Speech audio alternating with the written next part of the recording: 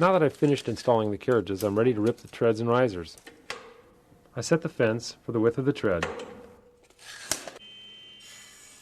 I'm using 1 1/8" plywood for these treads, but you could use 3/4 inch stuff. I prefer this though for a sturdier tread.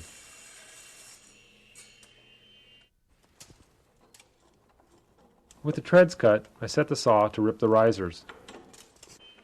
You don't need to use 1 1/8" plywood for the risers. 3/4 will be fine because no one will be walking on them. And it's really helpful to have a second person to catch the cutoffs. I have to do one more thing before installing these treads.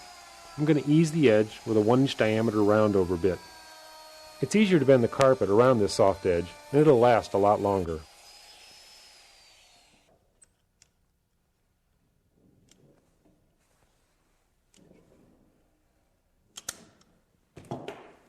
I start with the second riser up. I flush it up with the carriage and tack it in place with a small nail.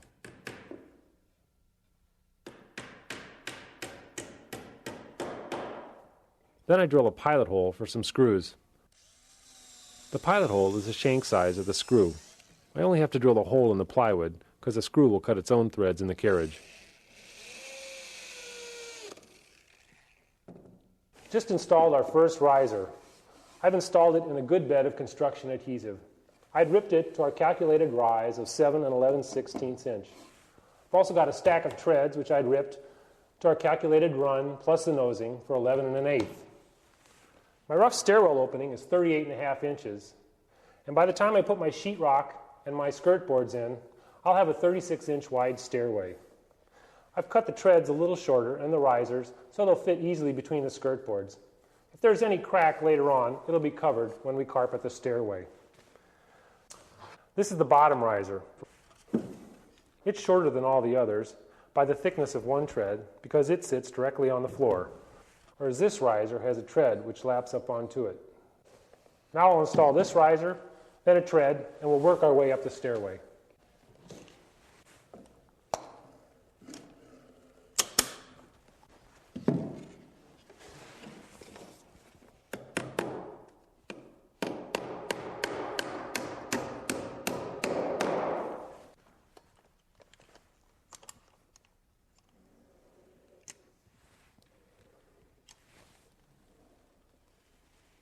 As you can see, I really believe in this goop. I use it everywhere where wood meets wood. It'll really keep the squeaks down in the future.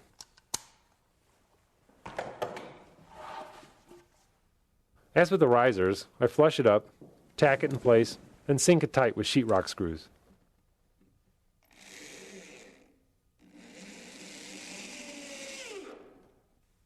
Now a couple more screws from the back will turn all these pieces into one solid unit. Now that I've installed about half the treads, I thought I'd pop up here and show you a few things. Our hanger board is going to serve as our last riser since we removed 3/4 inch from our carriage when we cut it. Also, when I installed the subfloor, I left it long. Now I'm going to have to cut it to the right width, 1 1/8 inch. I'll also need to put a little notch here for my skirt board, and I'll show you that when we go back to the model.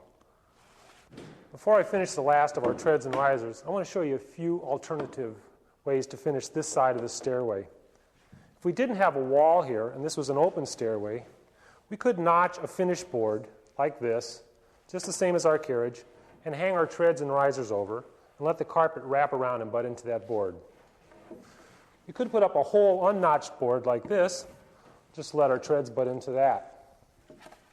If this was a utility stairs, we might leave this open, although these risers add a lot to the strength of the stairway. If it was a utility stairs, we might use a 2x12 here, and if it was an exterior stairs, we might use a pair of 2x6s out of cedar or something like that.